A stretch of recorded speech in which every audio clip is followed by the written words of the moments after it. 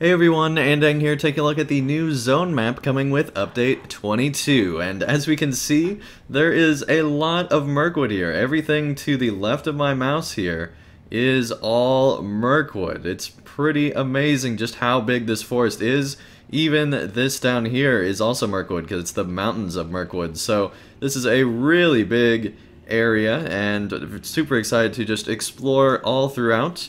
There is kind of a line right here that you can't exactly go above. It seems, at least, I haven't really found a way to go above there. There's just hills there that block your path to where you can't go above that line.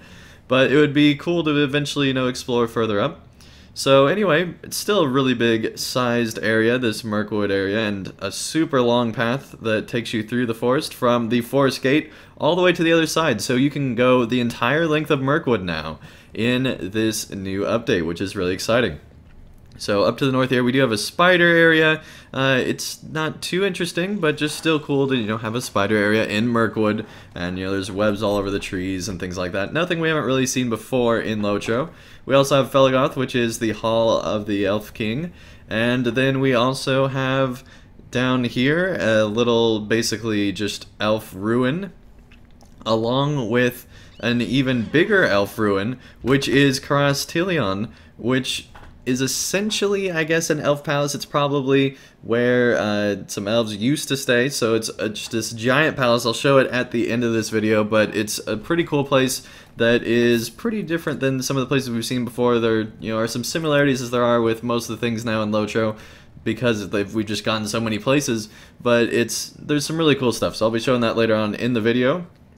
We also have Legland, which is where the barrels get sent to then be sent on to Lake Town. It's that elven camp that we've seen in a previous video on this channel. And then we also have, Esgaroth of Old and Lake Town along with the Long Lake. And then on the other side here, there's, some bandits and stuff like that. And, just some enemy encampments here along with bandits here.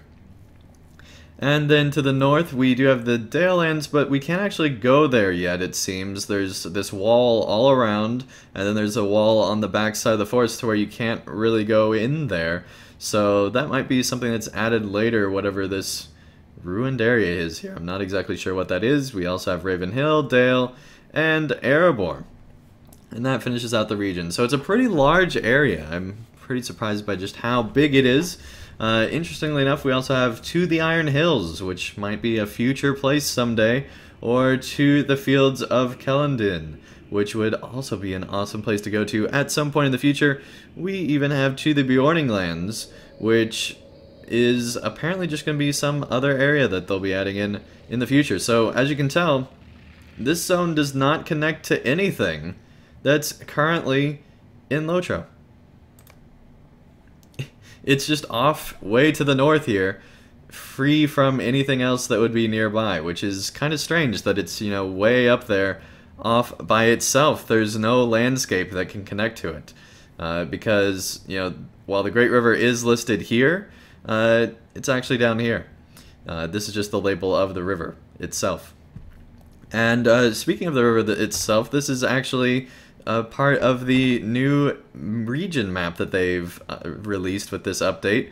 Ravenhill, now updated, looking even better. It's another new map style. We've had so many new map styles in LOTRO over the years. I'm kind of tired of seeing new maps because I feel like the Eriador map worked really well. It was very functional. You could highlight over whatever you wanted and it'd take you right there. If we go to Ravenhill, that's no longer the case now. If we highlight over the Wold, for example, it's just a place inside of East Rohan. We can't actually click on it, it's just right up here. So that's kind of annoying that there's these extra things like Edoras that you can't click on no matter how much you want to. It's just kind of disappointing that there's now these things on the map that are misleading because, all this is in East Rohan, but I can't click on any of it. I have to be way over here to click on it. So that's a minor nitpick, but it's kind of annoying, I think, for a player that's maybe not as familiar with LOTRO and doesn't know what exactly is in the game. It'd be annoying to try to figure out, well, what can I click on? I feel like it's just not as functional as previous maps have been. Like, you know, even in Gondor, it's very obvious what you can click on. You can't click on Minas Morgul, but you can click on everything else. And, you know, it was grayed out so that you knew that you couldn't go there because we haven't been there yet. And so that's the biggest weakness of this new map, is that you can't tell what we've been to and what we haven't. The Brownlands, I feel like, might be a new area on itself that we might go to someday in LOTRO. It's big enough, we only got a small sliver with the Great River here.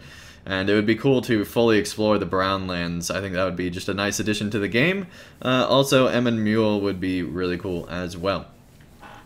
And even cooler would be the Iron Hills. There's all sorts of story possibilities, you know, maybe even tying in dwarves and things like that there, along with the Grey Mountains up top here.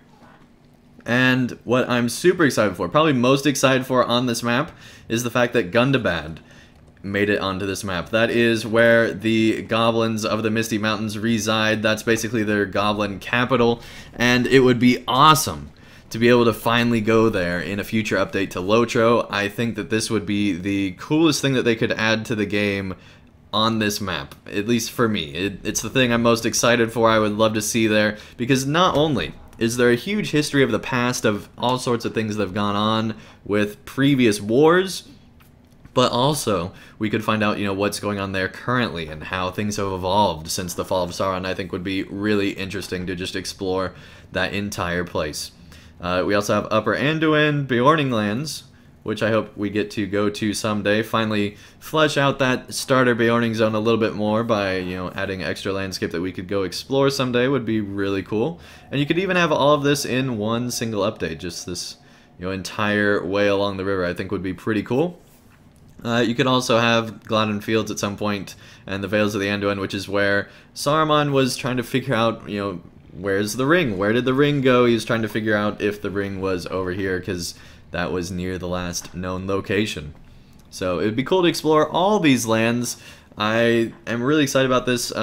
One thing that's interesting, though, is I believe the old Rovanian map had rune and things like that on it before, or it just maybe didn't go over this far, but it's interesting to me that there is no label on the lands over here, and it seems that they're just kind of not acknowledging what's over here right now. So that suggests that maybe we're not going over into these lands over here anytime soon, or who knows, there might just be another region map that they just haven't added yet that could go there. So, you know, there's a lot of opportunities for places we could go after we go to Minas Morgul in the next update. We're going to be going, you know, down there to Mordor in the next update, but after that, we could maybe go to more of Mordor, or we could go and explore lands up here, or really anywhere in Middle-earth. It's just an open book as to where we could go next, and I'm super excited to find out where that might be. Alright, and before we go on to the Elf Ruins, I did want to show the Elf King's Halls here once again, because they've updated it. There's now these lights in here that add a lot of atmosphere to the cave, and also there are these Malorn roots that are extending down in a twisted type design to make pillars inside, which look amazing. I really like this design. They've got them, you know, intersecting in really interesting ways, where there's like smaller pillars and larger pillars, and it just adds so much to make this feel like a really unique place, which is great. I feel like that the area just was not unique enough. If you see my previous video, you know that from before.